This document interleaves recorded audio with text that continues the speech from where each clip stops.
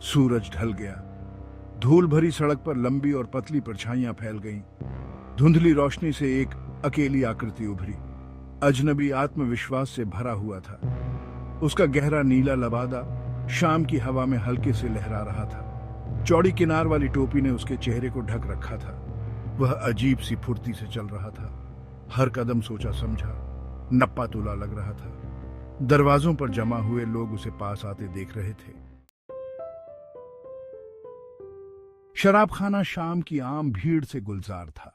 किसान, व्यापारी और मजदूर अपने अपने मग के नीचे राहत तलाश रहे थे।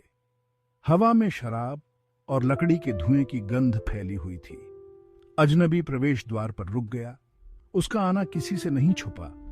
बातचीत लड़खड़ा गई। टेबल दर टेबल फुसफुसाहट फैल गई। वह अलग होती भीड़ के बीच से गुजरा।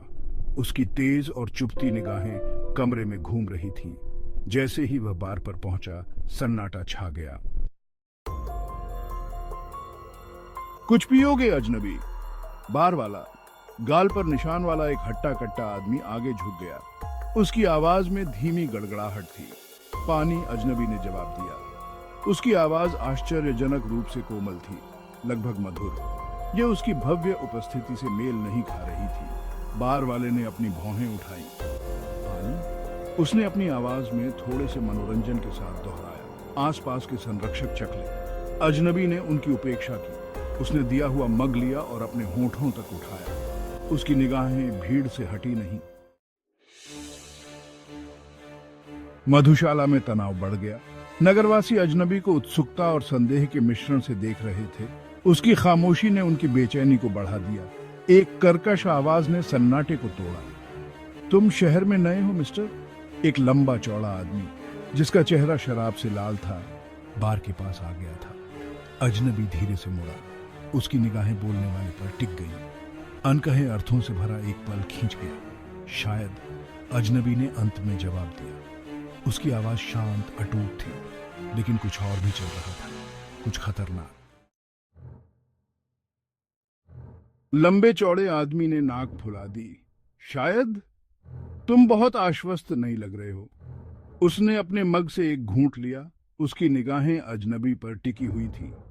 निश्चितता एक ऐसी विलासिता है जिसे मैं वहन नहीं कर सकता, अजनबी ने जवाब दिया।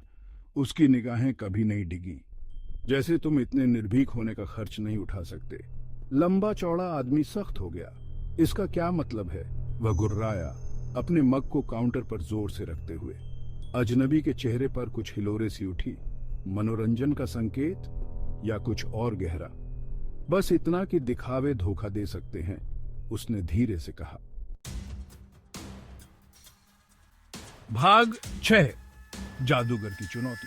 पास की एक मेज से हंसी फूट पड़ी। पुरुषों का एक समूह, उनके चेहरे शराब और बहादुरी से लाल, बातचीत देख रहे थे। वह सही कह रहा है, जोर्ग, उनमें से एक चिल्लाया।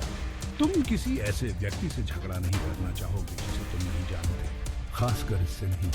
उसने अपने मग से अजनबी की ओर इशारा किया। लंबा चौड़ा आदमी जोर्ग बोलने वाले पर बरस पड़ा। अपना मुंह बंद रखो गार्म, इसमें तुम्हें कोई दखल नहीं। वह गुस्से से लाल चेहरे के साथ अजनबी की ओर मुड़ा। भाग 7, एक अप्रत्याशित मोड़। अजनबी ने एक हाथ उठाया, जोर्ग को चुप कराते हुए। शांति, उसने कहा। उसकी आवाज अभी भी शांत थी। मैं कोई झगड़ा नहीं चाहता। उसने जोर्ग से मुंह मोड़ लिया और कमरे को संबोधित किया। मैं तो बस एक यात्री हूं, उसने कहा। उसकी आवाज अचानक सन्नाटे में अजीब तरह से गूंज रही थी। एक जादूगर, कुछ लोग कह सकते हैं।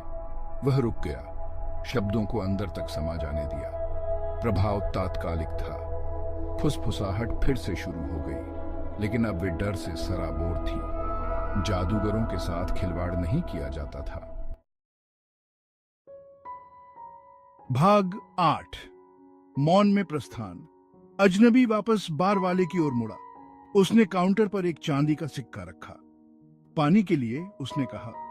फिर बिना एक और शब्द कहे वह मुड़ा और चला गया। नगरवासी उसके सामने से हट गए। उनकी आंखें आशंका से चौड़ी हो गईं।